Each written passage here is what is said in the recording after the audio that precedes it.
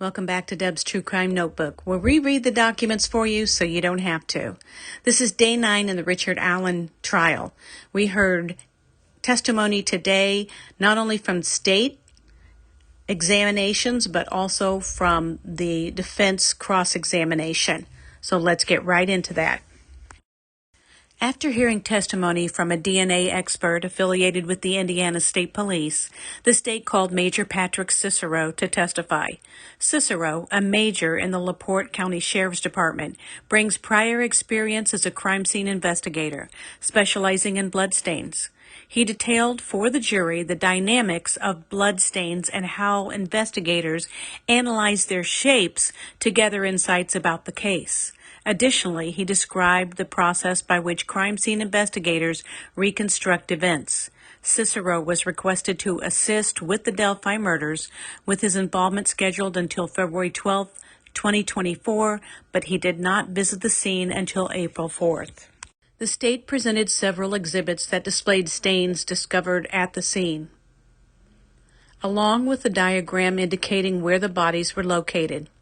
He highlighted a blood stain on a tree, clarifying that it was a transfer stain. Transfer stains occur when a blood object touches another surface.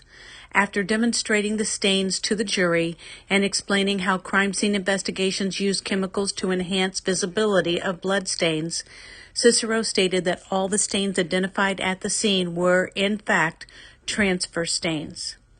Cicero then detailed the blood stains present on Libby German's body, which included a transfer stain on her foot, diminished blood on her face, and blood located on her thighs. He noted that due to the altered blood patterns, he believes Libby was once sitting upright, but then shifted position after her death. Additionally, he confirmed that the blood found on the tree belonged to Libby. He stated that he did not believe Abby Williams was relocated after her injury. Williams had no blood on her hands, which Cicero suggested might indicate that she was either restrained or unconscious at the time of her attack. Cross-examination started with defense attorney Jennifer Auger, cross-examining Stacy Bozanowski, a DNA expert with the Indiana State Police. Auger began by asking Bozanowski to clarify how technology extracts DNA from hair strands lacking roots. Auger and Bozanowski engaged in a dialogue about the technology, which the expert noted is still being developed and not yet fully operational. It's only being used for unidentified human remains. Auger inquired about untested strands of hair currently stored at Bozanowski's lab and emphasized the need for immediate analysis, stating, "Richard Allen is on trial and this is potential evidence." He also questioned whether any hair samples from Allen had been submitted, to which the expert responded negatively. The discussion shifted as they debated hair found in Abby Williams' right hand, noting that hair samples from Libby German's sister and grandmother were only recently tested, with Auger highlighting the many years that have elapsed since the murders. Bozanowski later clarified that the lab did not produce a DNA profile for an unknown male based on the assay kits, even though they stated they had reason to believe from the case information that was provided that it was a male perpetrator. Bozanowski stated that for the samples, the majority of results cannot ascertain the number of individuals contributing DNA to the items. Auger raised concerns about contamination standards, specifically mentioning a black hoodie that had been contaminated by a male. The expert clarified that had no male assistance and that only she had handled the hoodie during her examination. She also reviewed DNA from items belonging to Richard Allen and concluded that there was no link between Allen and the two girls. Furthermore, she indicated that there was insufficient DNA on the unspent cartridge, referred to as the magic bullet by the defense, found at the scene to create a DNA profile for anyone. After a series of questions from both the prosecution and defense, the jury interjected with inquiries regarding the protocols established at the lab and the methods used for evidence storage. And let's do a recap of Day 9's afternoon testimonies. So in the afternoon, when court reconvened after lunch, the state brought forth Patrick Cicero. He's a major in LaPorte County at the Sheriff's Department, and he has years and years of experience in crime scene investigation, and he specializes in bloodstains. So he described what happened with the bloodstains, and he also described to the jury that they look at the size, the shape, etc. of the bloodstain to decide how that occurred.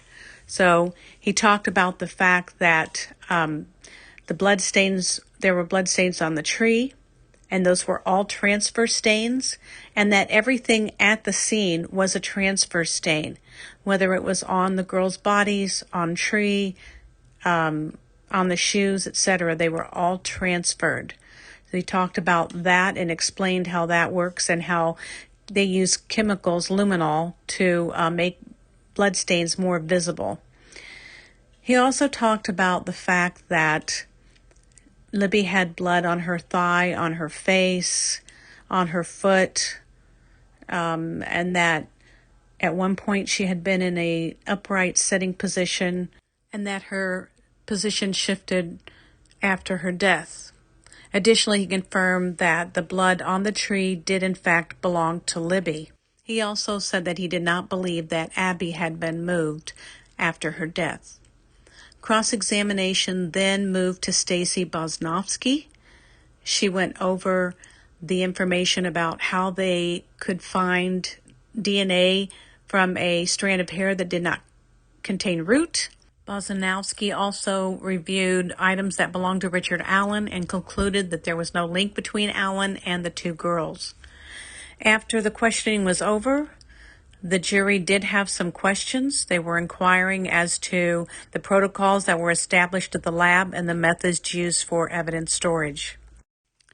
And that concludes the Day 9 testimony of the afternoon session in the Richard Allen trial. Before I go, I want to end this with a story that was told in the courtroom today. Apparently there was, according to examiners, a drop of liquid on Libby's cheek. When asked if it was rain, they said no, that it was not, that it was most likely a tear that had fallen from Libby's eye and landed on her cheek before her death.